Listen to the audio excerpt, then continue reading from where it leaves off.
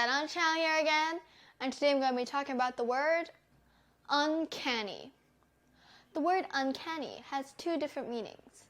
This is the first one, and it means strange and mysterious, difficult or impossible to explain.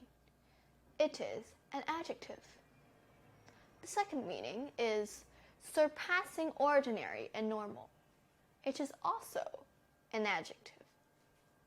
The word canny is rare, but not unknown, because it means cunning or sly.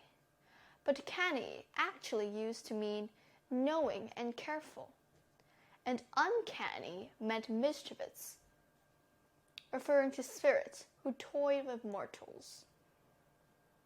Example: she has an uncanny way of sticking to crucial details.